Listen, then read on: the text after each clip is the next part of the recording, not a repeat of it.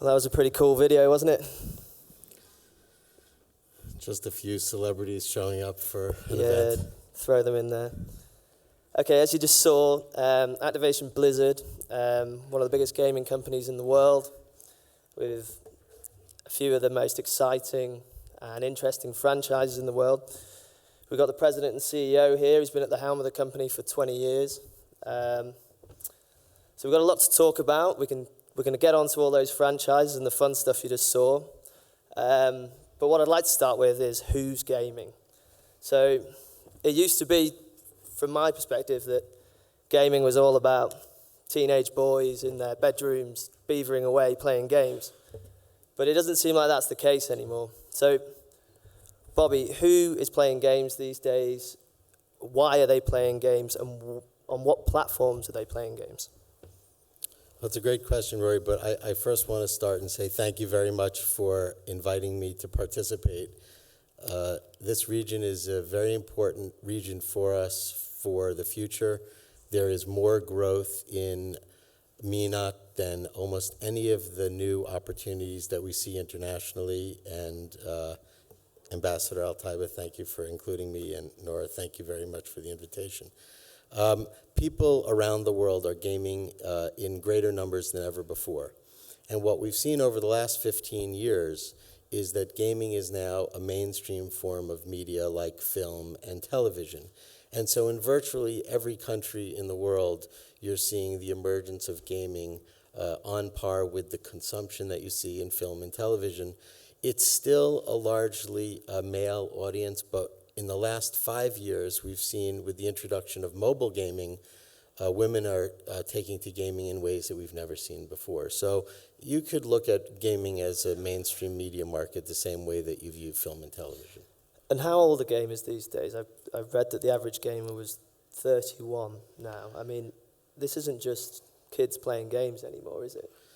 Well, I used to always say that I was in a business that sold principally to 16 to 35-year-old guys who can't get a date on Saturday night. And what we found is that the business has evolved today where if you were to take the aggregate market, you're looking at something like a 35% female population, 65% male population.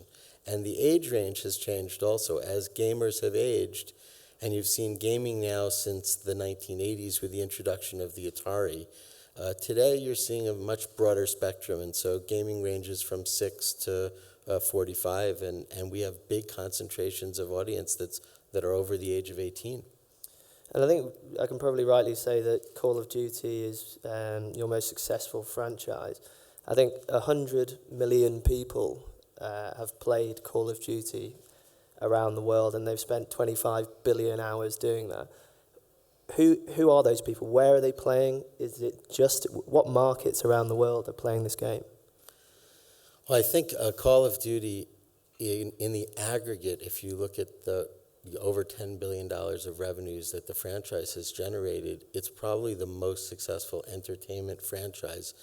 I was looking at the numbers, and if you were to take this year's box office, top 4 box office films, and combine them, Call of Duty is a greater number than the combined box office of the top 4 films. And so, you know, we like to ask the question not who is playing, but who isn't. And I think that what we found is that unleashing your inner soldier is one of the great essential interactive fantasies, like unleashing your inner rock star, which we do with Guitar Hero. But so I think, you know, whether it was kids playing with G.I. Joes and with the Kung Fu Grip years ago, or people playing all sorts of, you know, types of fantasy soldier games, that is one of the, you know, the essential interactive fantasies. And so it's something that can be played everywhere in the world. And what's the next big franchise? I mean, I think Call of Duty is on its 11th iteration now, is that right? Call of Duty, well, you know, it's the 11th annual release of a major content, but we release content for Call of Duty around the world, sometimes every month or every quarter, and so you can't really look at it as a release as much as a continuous stream of content for a community that, as you pointed out, is roughly 100 million players. My personal favorite game right now that I've been playing a lot with my youngest daughter is a game called Skylanders. And Skylanders came about, I thought toys were becoming uninspired. And the same toys were selling over and over again. And I would go to toy stores to try and find toys that would get my kids excited and enthusiastic and would be logic solving, problem solving, do something that would actually engage them in a way where they could expand their minds. And I thought, well, it'd be fun to bring toys to life. And so the reason why I'm so excited about Skylanders is that it's a combination of a toy and a game, but actually allows you to bring your toys to life on a screen. So essentially you're marrying almost traditional entertainment with new digital entertainment. Well, it's all, you have, in these types of games today, you have all three, but it still is an interactive experience. I think what you're going to start to see, and the first example for us is we're making a World of Warcraft film, and which will be out in 2016. But the important thing for us is recognizing what we do is very different than film and television. And so, but because there's such valuable intellectual properties, we never wanted to be in a position where somebody was able to take our valuable intellectual property and make films or television programs about those. So that's something that we've been contemplating doing on our own. And I think it's one of those things where you realize that, you know, the next leg in the stool for us as a fully integrated entertainment company is making things like film and television. So it's something that we've been contemplating. We're starting with the World of Warcraft movie because we really want to be able to bring the characters that you see on the screen to life in a way that is compelling and entertaining. And we don't really do storytelling in game experiences. The fundamental success of games comes from being able to convince you, player, that you are unleashing your inner soldier, unleashing your inner rock star. It's not the same emotional connection. It's more of a visceral connection. But I think that's what makes it so compelling. But it's almost, it's everything now in reverse, because it used to be we'd have a comic book with Spider-Man, and then they'd make a movie of Spider-Man, and then they'd make a video game of Spider-Man. And now what you're seeing is the opposite. The game is leading that chain, essentially. Well, the game, it's a very different experience. And so, back to your first question of why am I here? Why is this market such a great opportunity? I think one of the things that you're realizing is many markets in the world that have large consumer bases, especially places like the markets that we're talking about on this stage, where more than a majority of the population is under the age of 30.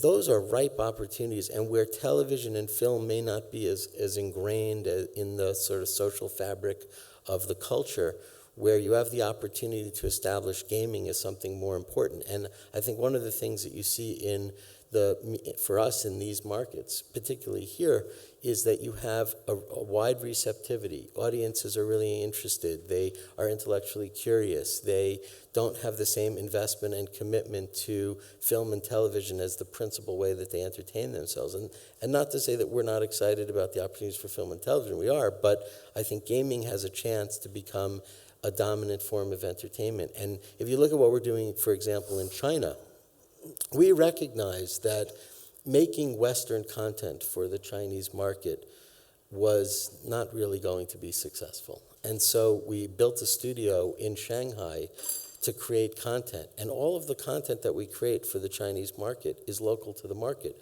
We use local talent to do the voiceovers. We use local talent to do the music composition. And we use local programming and design talent. And I think that China has become a very evolved market opportunity. Here, you have a population of extremely well-educated, capable people. You have engineering talent, you have design talent, you have art and animation talent. I think what you have done, Nora, is uniquely to reposition opportunities for companies like ours to come to a market and find readily available talent.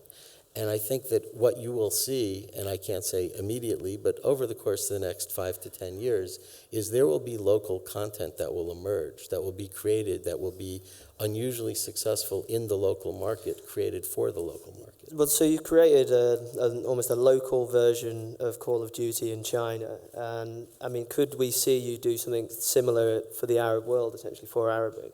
Well, we have Call of Duty. We just launched in Arabic, but I don't think the content is as appropriate. And I think what you'll eventually see is more localized content. Now, we start by doing things like taking local personalities. So we might take a local football star, we might take a local actor, or an actor who's broken through to the mass market but who came from here, and put them in the game.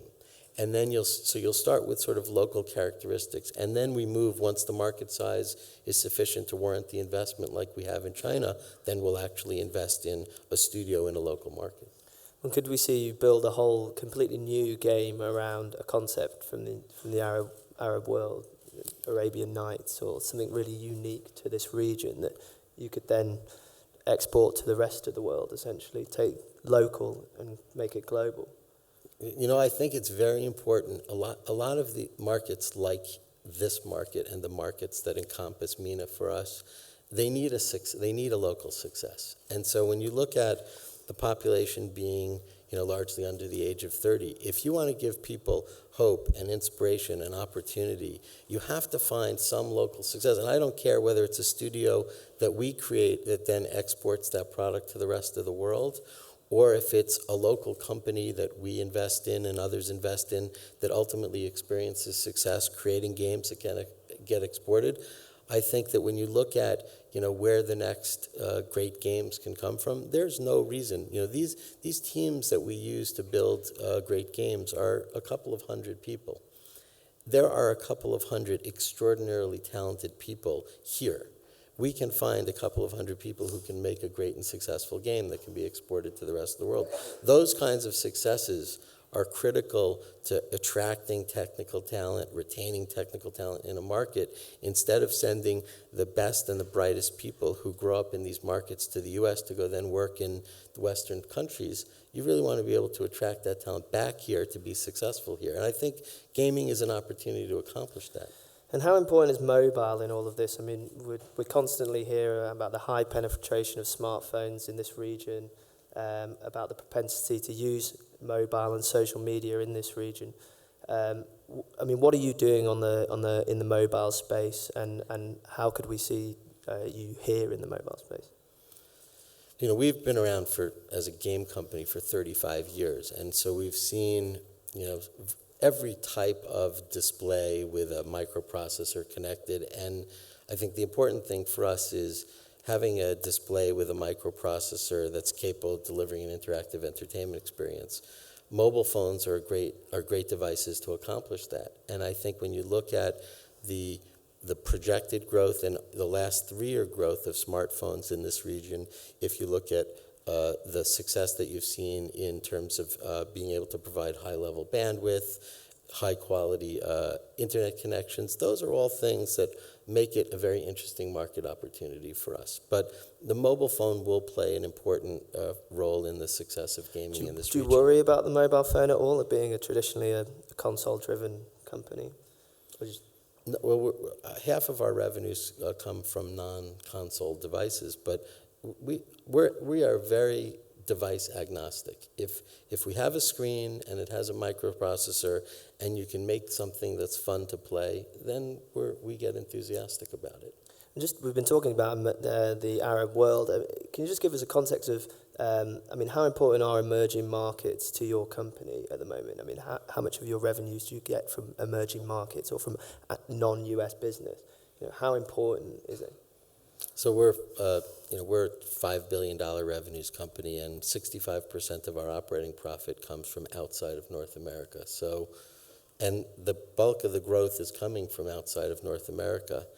I sit on the board of the Coca-Cola Company, and the Coca-Cola Company is today in 204 countries around the world.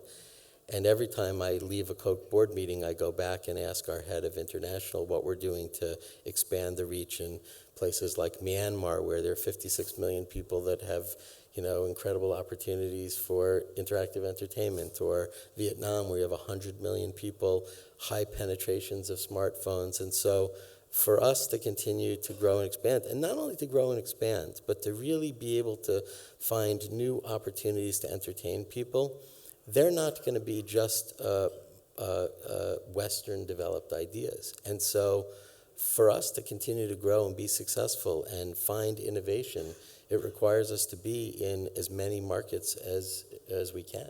And so this is an important opportunity for us. And do gaming companies now need to be even more creative in how they earn revenues from their games? I think what you need to do is to give players choice. And so the way that they pay for their content needs to be flexible. And every market opportunity is different. So in China, for example, World of Warcraft, you pay for time. But in the US, it's a monthly subscription fee. We just announced a game called Overwatch. We have a hugely successful game called Hearthstone that is a free-to-start game, so you don't have to pay anything to start to play. And then as you get more involved in the game, you have the opportunity to buy virtual items. And so our view is that we should provide opportunities for the player to make choices about how they actually want to pay and consume their content. It seems like for the mobile gaming industry in particular, but throughout the gaming industry, that there's this tendency now for these moonshot, sort of rocket launch ideas, concepts of games that become massive, but then only a few games actually manage to make it to the big league. I mean, how as sort of mobile, how as game developers and game publishers, how do you manage that, and how does the industry become a bit more mature in that sense? That's a great question. So the barriers to entry are very high and getting higher. But you still want to be able to encourage entrepreneurship and innovative thinking and new ideas. And so what we try and do is have a combination of innovation through franchises. And the franchises are always the greatest pathway for innovation. It's sort of a misunderstood concept, but when you have 40 or 50 million people playing, your audiences are surprisingly vocal about telling you what they would like to see in the future versions of games or in new content. And so if you have a framework to listen to your audiences and really listen, they will give you a lot of inspired ideas. You have to marry that, though, with a culture that really incentivizes new ideas. And so every year you'll see our company introducing something new, like we did with a game called Destiny this year. Destiny was developed by a third-party studio, a relatively small studio, 250 people. Now, well established, though. They had a track record of gaming success, but we entered into an agreement with them for the next 10 years. And I think that's important, too, is we made the commitment and investment to this entrepreneurial group of people, not for a game, but for a decade. And I think that's something that's really important, is to be able to make the long-term investment and have the long-term commitment to an opportunity, because you're not always going to get it right on the first try. But in this case, they did, and the launch day, I think we did $500 million of revenues in the first 24 hours. But it is a very expensive commitment and investment to making these things successful. So it does make it more difficult for entrepreneurship. Okay, we've got 10 minutes left, so one of you get some questions in. I'll ask one more, and then if anyone's got a question, we'll go to the floor or fire them on the iPad. How important is the earning of revenues after an initial sale now? Getting people buying in the game. It's a concept that when I was growing up, I just couldn't really get, but people love that now. And why do they love that? Well, again, it depends on the game. It depends on the business model of the game. So some games, for example, we have a game called Heroes of the Storm, which we have launched in a beta. That game will be played with no revenue generation for a while until people get up to speed and get comfortable, feel like they're comfortable playing the game, and then you'll turn on the opportunity to monetize. So it really does depend on the game. Right, okay. Do we have any questions from the floor? Question at the front?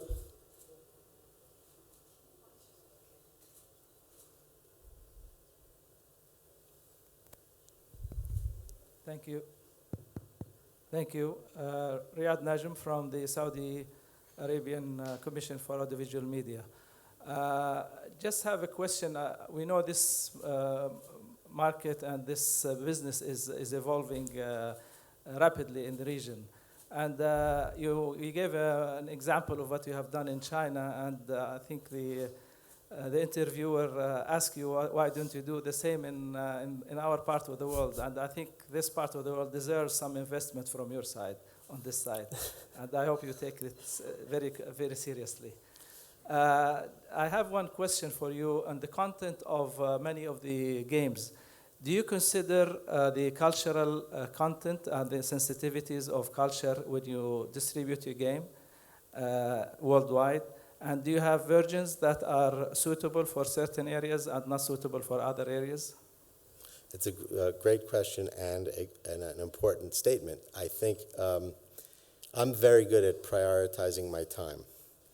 And I wouldn't be sitting here if I didn't think this market was a real opportunity and we weren't willing to commit capital.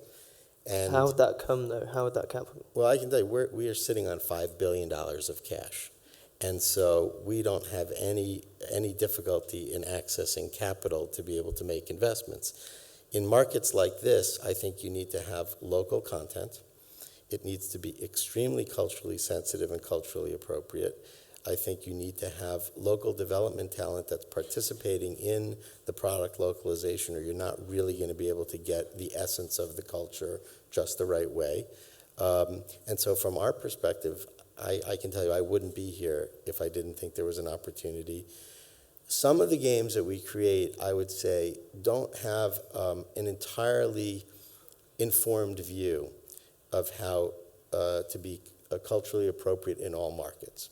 And so there will be content that we will create that will not necessarily be as effective and successful in some markets. But what we try and do where we see a market opportunity of significance is move away from trying to sell a uniquely Western game in a non-Western market. And I think that in China is a great example of a place where we develop content that is both entirely local and then localized and modified to be very culturally appropriate. I think this is a market where there's the opportunity to do both. We can be more culturally appropriate with content that we are creating, and there's an opportunity to create completely localized content. And could we see you invest in a local game developer, for example? You know, so we have very rigid criteria for investment that I haven't changed in 25 years. If there's a local company that has good management, a history of profitability, intellectual property or specialized technology, and is non-dilutive, we'll buy it. And so if there is one, we have no shortage of capital to buy businesses. We make investments in companies that we think have enormous promise in areas where we don't have special skills, and that would include local cultural content. So if there was a company that was here that had the ability to create compelling, successful games for the market, we would certainly be interested in that. Okay, we've got a question on the iPad. Gaming is accused of developing a generation that doesn't read and thinks war and violence is fun. How do you better educate this generation, and what do you say to that? Are you dumbing down the world?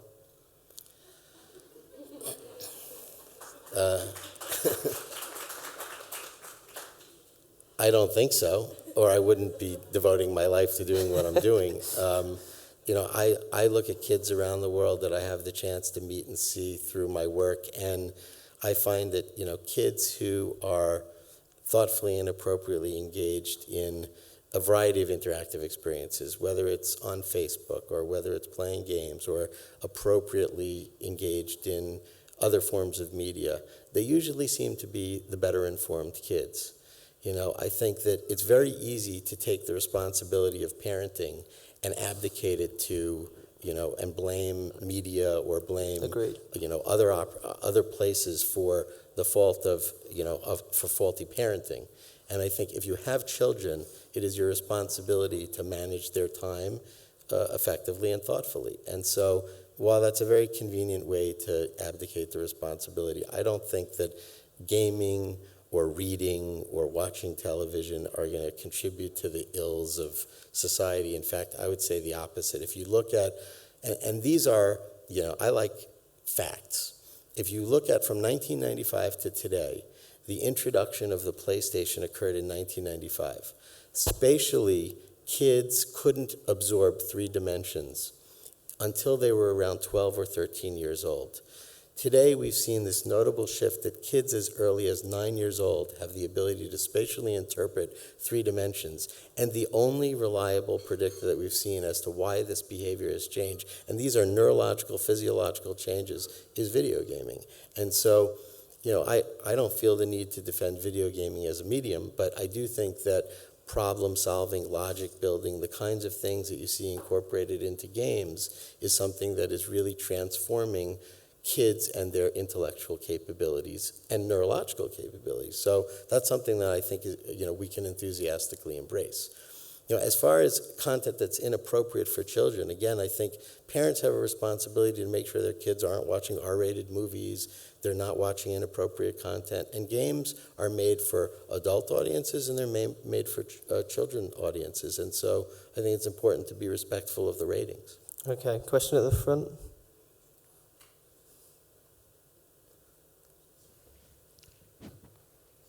Yeah, I am Dr. Hassan from UAE University. To be frank with you, I would like to raise this question. Do you review your industry effects on people, especially on kids? Do you have certain morals there? And you review what the people are talking about, the negative really part of this industry? People are talking about a lot of defects in their kids. Some people are talking about isolation, family isolation. This is one thing. Some are talking about violence and how many kids are imitating whatever they see. Okay? I think this is one thing. Let me finish. Just let's leave it there because we're running out of time. But I think you partly answered that. But just answer whether you. I have more questions. We want to try and get to it. As an expert, Please. As an expert, I would like to ask you about this phenomenon. Do you think it will last like that, or under the very severe, criticism, there will be a new trend that really is what the tension among families are valid now? Thank you. I think it's an important question. And we conduct our own research, but it's more reliable to view third-party research. And we look at a lot of third-party research often to see whether or not the effects of media, not just gaming, but media, are changing society in inappropriate ways. And what I will tell you is we have not seen any empirical data, that would suggest that the consumption of media is causing greater levels of isolation among families. What we are seeing, though, are what I view as very disturbing statistics about the work environment. So as you're starting to see parents now having 2 parents working because they, in order to be able to support themselves, need to have 2 parents working. 2 parents going into the workforce results in kids becoming more isolated, less parented.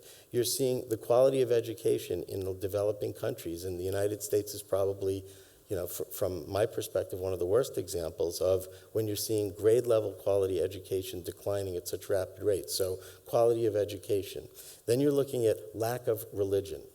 People are not embracing the benefits of religion the way that they used to, and they're not taking advantage of the opportunities of their faith to be more effective and respectful parents. And so I think those are the kinds of disturbing trends that we're seeing that are resulting in the kinds of challenges that you're talking about with children.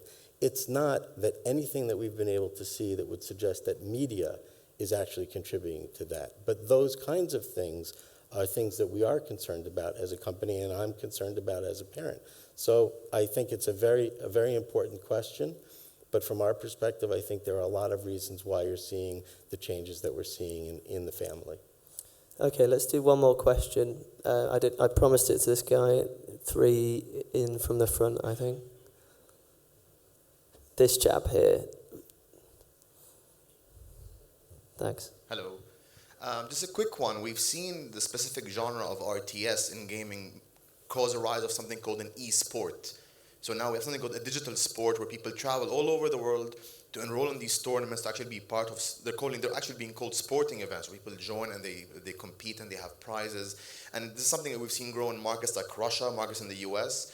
But just a question now with how readily available gaming will become through everyone's mobile phone penetration numbers, how do you see mobile affecting that particular sphere of gaming in terms of, can we see maybe a much more connected way for the gaming industry because of that sports category, or do you not see any relation between that?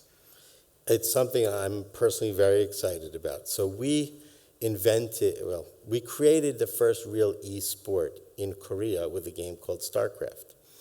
And when StarCraft, at the height of its popularity in Korea, there were roughly 5 million registered StarCraft players. Now that's in a total population of 56 million people. So almost 10% of the population was playing the game. If we hosted with if there were professional StarCraft players were playing in a stadium, you could have 50,000 people show up for a tournament. I think what you're likely to see over the next 10 years is the real development and evolution of esports on par with what you see in FIFA, NFL, NBA, and you're starting to see, we have professional gamers today who are making $1 million or more in organized competition. And I think that the organized competitions that will result from many of our games are now going to broaden the appeal of gaming and also celebrate players and give players the opportunity to earn cash, earn prizes, make a livelihood from their gaming prowess. And so it's something that we're seeing developing very rapidly and something that I'm personally very excited about. Okay, unfortunately, I think we're going to have to wrap it up there. Thanks so much, Bobby. Thank you for your questions. And thank you very much for the opportunity.